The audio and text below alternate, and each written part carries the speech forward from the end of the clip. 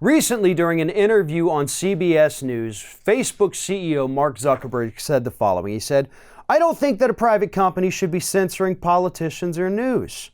I think people should be able to judge for themselves the character of politicians." Now, this is obviously with regards to the ongoing dispute that Facebook is having. Their employees want Zuckerberg and the higher-ups to acknowledge the fact that politicians are buying propaganda on their website and putting it out there, and they're just allowing it to happen. But Zuckerberg, even though he's taken off a few ads that are critical of him or Facebook, says that no, we're not going to do that. That would be censoring speech. And that's not our business. Our business is money. Sacha Baron Cohen came out yesterday after this article came out about his CBS News interview, Zuckerberg's CBS News interview. And Sacha Baron Cohen came out and said the following on Twitter. He said, "No, Mark, it's not that complex. Let me simplify again. You and Facebook take money from politicians and run their ads, even if they're not true, without fact-checking them. That's not democracy. That's you profiting off propaganda." And to be honest, this is probably the best and most succinct way I have seen to say this, because that is exactly what is happening over at Facebook right now. If you're not going to fact check these ads, if you're going to allow politicians to go out there and slander others with these ads that are untrue, which is what's happening, then you're not news. You're not even a platform for advertisements. You're a propaganda outlet, and Sacha Baron Cohen nailed it. Because Mark Zuckerberg is more than happy to cash those checks.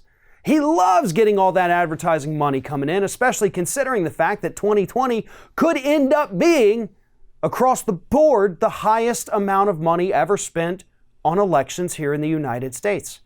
And Facebook is a massive platform, and they want as much of that advertising money as they can get.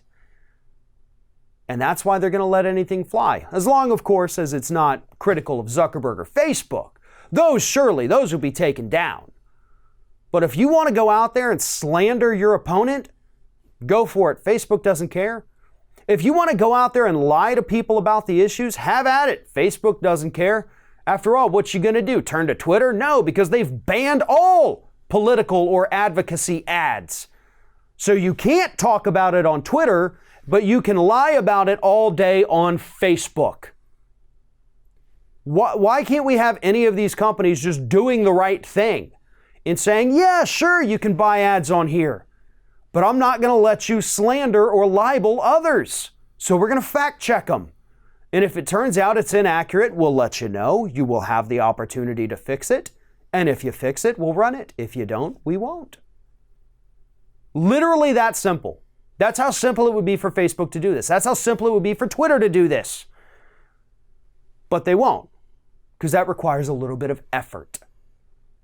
And even though they'd pull in millions upon millions upon millions of dollars in political ads, they don't want to spend the money to hire a couple new people as full-time fact checkers for the campaign season, even though they would still, again, make hundreds of millions of dollars probably off of this. So instead, Zuckerberg chooses, as Baron Cohen pointed out, to profit off of propaganda. Because for Zuckerberg, whatever it was he used to be, the only thing he cares about today is how much money he can make.